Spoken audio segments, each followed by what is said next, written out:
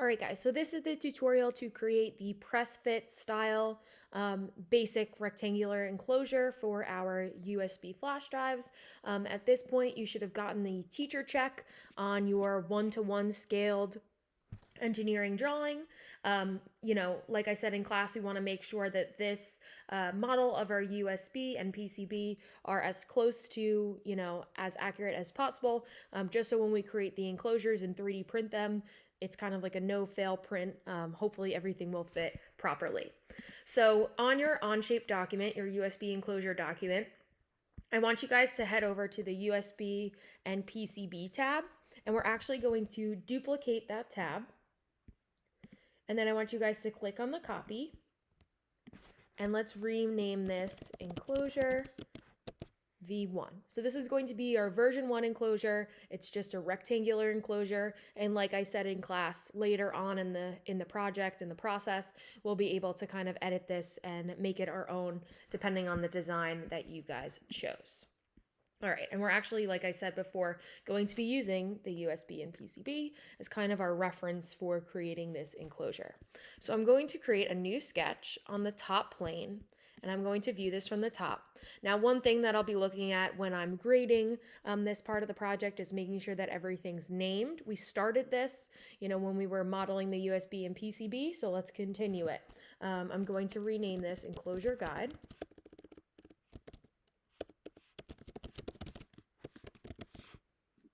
And then we can go ahead and get started. So we're still on the top plane. The first thing I'm going to have you guys do is offset all sides of the PCB. So I'm going to start, and you want to go in order of the part when you're offsetting, or else it won't necessarily generate. And this offset is going to be going towards the outside. And we're going to offset that a distance of 1 millimeter. This is just, to have 1 millimeter of wiggle room. Like I said before, when we do print out these cases, 3D print these cases, we want to make sure everything fits. Then I'm going to go through and also offset the USB plug, but I'm just going to offset the sides and the top, or the front of it. I want this outside to be going, this offset to be going towards the outside. Sorry, so I'm going to flip the arrow. And this is going to be an offset of 0.5 millimeters. We don't need as much room. And then we'll just go back in and trim these extra lines so it looks nice and clean. All right, now we're going to move back to the PCB, and we're going to offset the offset. I know that sounds kind of weird, but let's offset that existing offset 5 millimeters. So that's the default, and we're going to leave it as 5 millimeters. The walls of this case are going to be a little bit larger just because we do have those holes in the pegs. So that looks perfect. All right, so now that we have our offset going all the way around 5 millimeters, there's actually one part of this offset that I want to change. I want to decrease the thickness of our enclosure a little bit in the front here, just because if we leave it like it is now, there's only going to be, we'll see if I can dimension that, there's only going to be 9.3 millimeters of USB sticking out or exposed out of our case. And we actually need closer to 12 in order for it to fit into our computers. So what I'm going to do is I'm actually going to delete this line right up here so I can trim that line. And what I'm going to do is I will offset, and I'll do offset from here. And I'll offset this way, kind of going towards the USB, and I'm going to offset that 2 millimeters. Now, it's not obviously connected on the side, so I'm just going to use the coincident constraint tool and connect that on those sides, and then use my trim tool to trim those extra lines. So now we know that the distance here is 2 millimeters, and the distance going all the way around the rest of it is 5 millimeters, which is perfect. So now I'm going to go to isometric view, and this looks good. and hit the green check. Now, luckily, we still see our enclosure guide. So we're going to now kind of extrude this to make it 3D. You want to select kind of the outside portion of our enclosure guide. We don't want to include this part that overlaps the USB at all. So I'm going to select that and hit extrude. Go to isometric view. This is going to be extruded in the up direction. It's going to be a new extrude. I'm going to extrude that up 7 millimeters.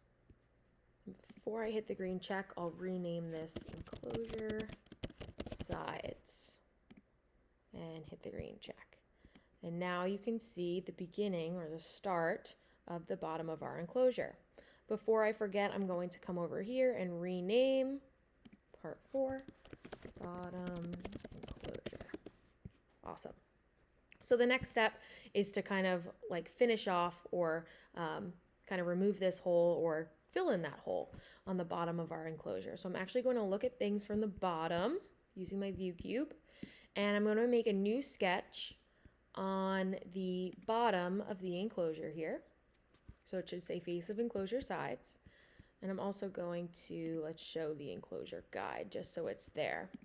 And what I'm going to do is I'm going to use the corner rectangle tool and kind of fill in this empty area here. I don't need to dimension it as long as I, lock it into the corners. And also this rectangle up here. Don't need to dimension it. And right from here, I'll actually, before I do that, I'll name that bottom enclosure. And I will hit extrude and go to isometric view. Now I want this extruding up, and it's going to be an add extrude. I'm going to extrude it up, let's see, 2 millimeters. And it's still going to be an add. And I want to merge scope with bottom enclosure, so it becomes one part. I'll rename this bottom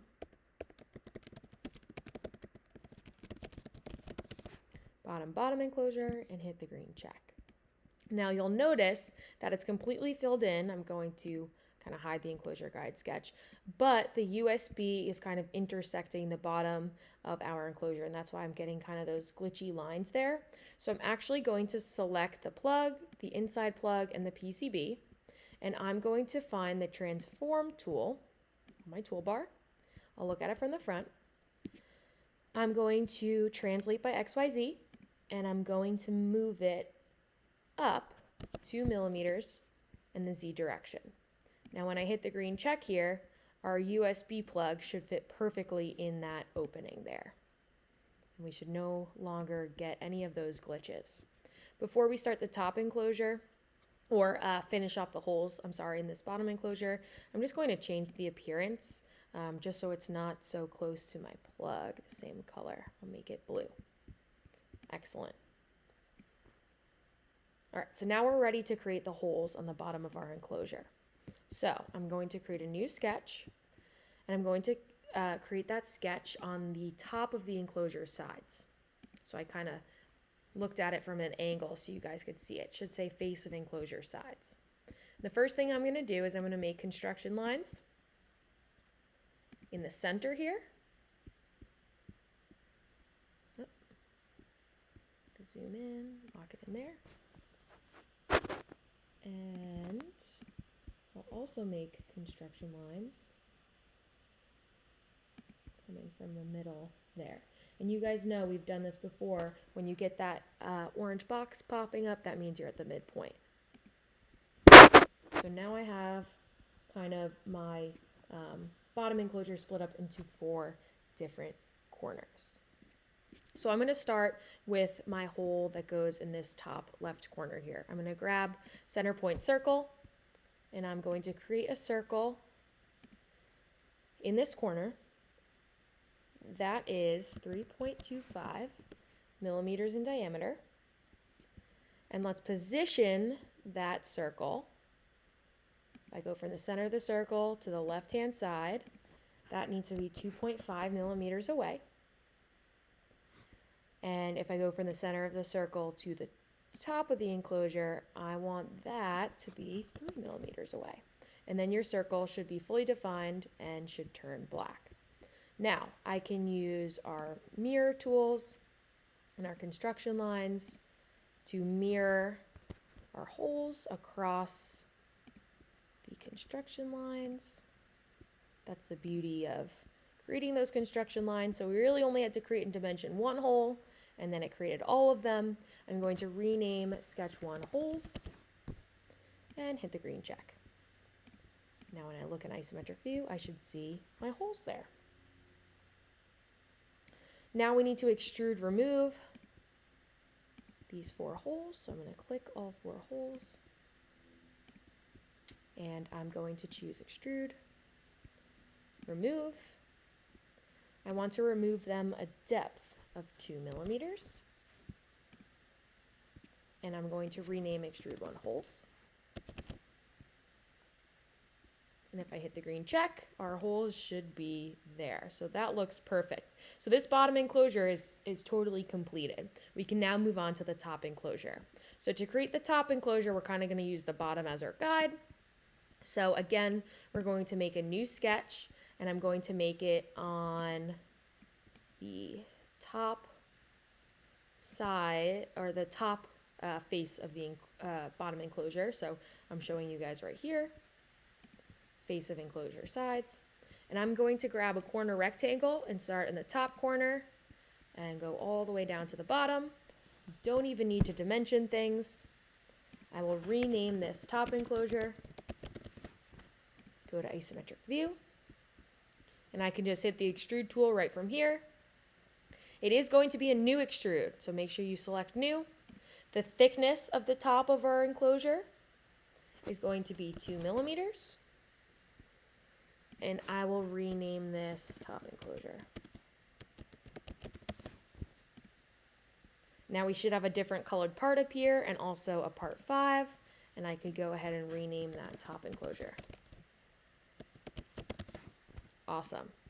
I'm also gonna change the color too to make it look a little bit more pretty. Let's do a little darker color. That's good. Same color family. All right.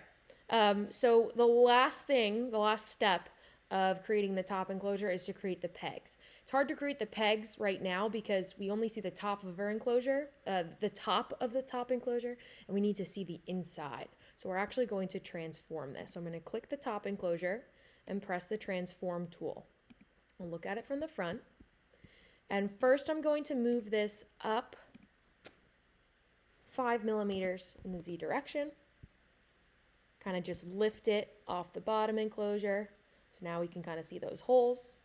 And then I'm going to do the same thing again. I'm going to click the top enclosure, hit transform, but this time I'm going to rotate, and I will rotate along this axis, and I will rotate that, change the direction. Let's do 90. So it's completely flipped up. Awesome. And you don't have to rename the transforms or anything like that. All right, so now we can see the inside of the top of our enclosure, which is exactly what we wanted. And now we can make a new sketch. Oh, not an extrude. A new sketch on the inside of the top enclosure right here. So now I'll look at things from the right. And I'm going to do the same thing that we did for the holes. I make my construction lines, one horizontally, one vertically. And now these pegs are going to be a little bit smaller than the diameter of the holes, just so when we, create the press fit enclosure, everything fits inside nicely. We're leaving a little bit of room for tolerance. So I'll start in this corner here. I will make my circle, and the diameter of this circle is going to be 3 millimeters, so 0.25 millimeters smaller than the hole. I'm going to position that in the center of the circle to the top of this enclosure in the way we're viewing it. I want it to be 2.5 millimeters away. And then from the middle of our circle, center of our circle, to the left-hand side of our enclosure, I won't make that 3 millimeters away. And now at this point, your circle should be fully defined, and you can use the mirror tool to get our other 3 pegs. Perfect. So now I'm going to go back through and rename sketch 1 pegs and hit the green check. And now we see our pegs there. Very last step here is to extrude these pegs. So I'm going to click on all 4 pegs. Zoom in a little bit. And I'll press extrude. Look at it from the front. I do want it to be an add extrude. And we are creating those the depth of 1.5, so it is a little bit less than the whole, just so it's all selected. For some reason it looks like this one deselected, so I'll make sure you have 4 faces of pegs here. Merge with top enclosure, and I'll rename extrude 1 pegs and hit the green check. All right, so now we have our top enclosure, our bottom enclosure. If we were to assemble this in an assembly tab, hopefully, everything would line up properly, and the holes and pegs would fit, and that's our press fit enclosure.